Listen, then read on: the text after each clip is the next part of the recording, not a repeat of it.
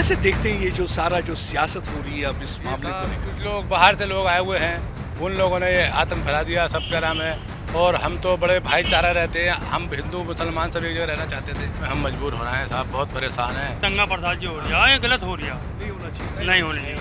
जो जो भी ये पत्थरबाजी है ये चीजें गलत गलत गलत गलत है, बिल्कुल गलत। भाईचारा रहना चाहिए हमारे अंदर। हम एक से एक लोगों से मिलकर चलता है, हमें उनसे माल लाते हैं, वो हमसे लेते हैं, कोई परेशानी नहीं है। सबसे मिलजुल कर रहना चाहिए हमें। हमारा मजहब ये सिखाता है हमें आपस में भाईचारा रखते भाईचारा रहना। रहना चाहिए। भाईचारा नहीं है, हमारा मजहब ये नहीं चाहता किसी को नहीं मारो। इखलास होना चाहिए। कैसे देखते हैं ये जो सारा जो सियासत हो रही है अब इस मामले को लेकर? कुछ लोग बाहर से लोग आए हुए हैं, उन लोगों ने ये आतंक फैला दिया सबका नाम है। और हम तो बड़े भाईचारा रहते हैं, हम हिंदू मुसलमान सब एक जगह रहना चाहते थे। और क्या नाम रहते हैं, हमारा एक से एक लेना देना चलता है और कोई परेशानी नहीं थी, मगर कुछ लोगों ने बाहर से आन के ये फैला दिया।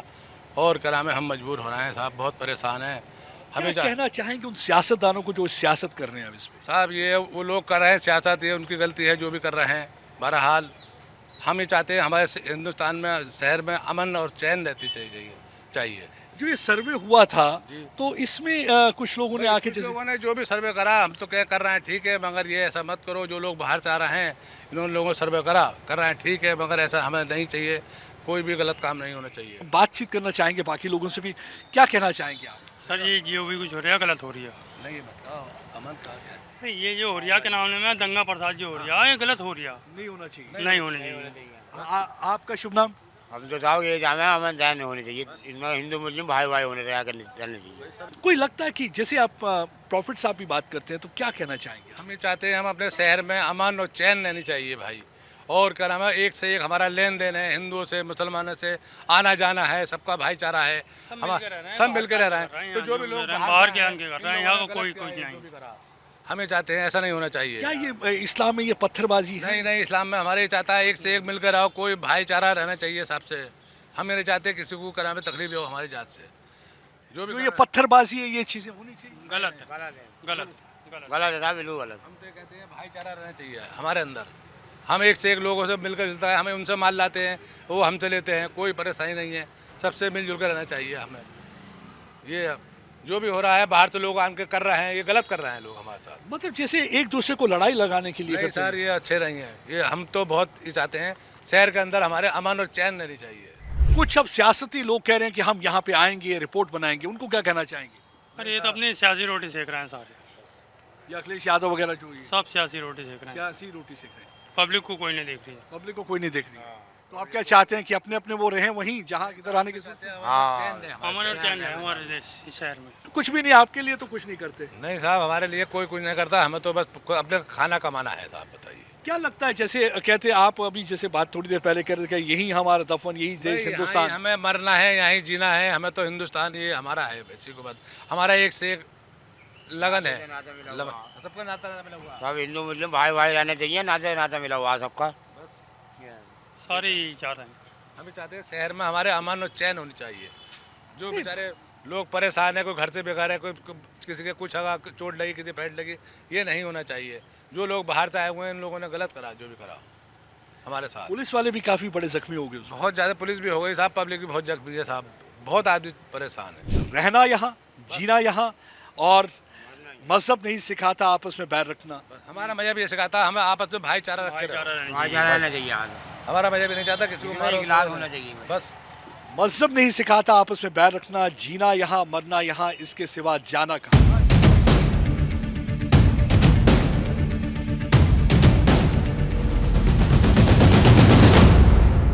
एकाएक 8:45 पे लोग इकट्ठे हुए और उन लोगों ने इस तरीके की घटना को अंजाम दिया, जिसमें 15 पुलिसकर्मी जो है वो घायल हुए थे और 4 अधिकारी जो है उसमें घायल हुए थे।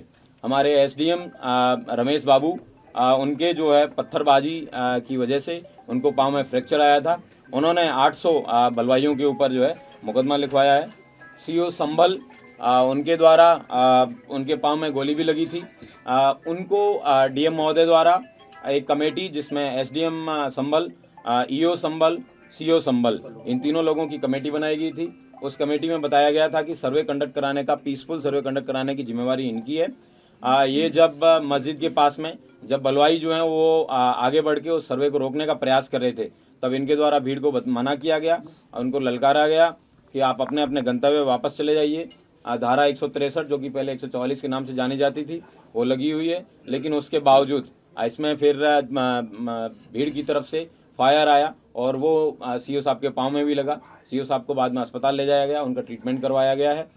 उनके द्वारा जो पाँव में गोली लगी और भीड़ द्वारा मस्जिद में जाने के प्रयास पे उनके द्वारा जो है करीबन 700-800 अज्ञात लोगों के खिलाफ मुकदमा लिखवाया गया है।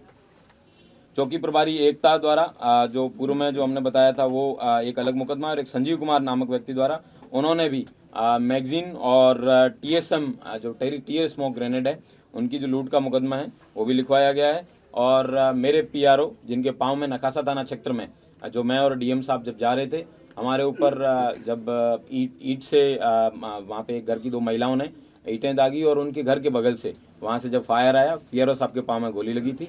पीआरओ साहब का भी ट्रीटमेंट करवाया गया है। उनके द्वारा 150 लोगों के खिलाफ थाना नकासा में मुकदमा पंजीकृत कराया गया है। वर्तमान में 22 लोग थाना कोतवाली से और थाना नकासा से 3 लोग हैं वो जेल जा रहे हैं। कुल 25 लोग अभियुक्तों को अभी तक गिरफ्तार किया गया है। ड्रोन के फुटेज की स्टडी कर ली गई है। उनके छोटे छोटे पासपोर्ट साइज फोटोज बनवाए जा रहे हैं और उनको सर्कुलेट किया जाएगा, और जो लोग उनको बताएंगे उनको उचित इनाम भी दिया जाएगा, जो इन लोगों के बारे में सूचना देंगे कि ये दंगाई और बलवाई कौन थे।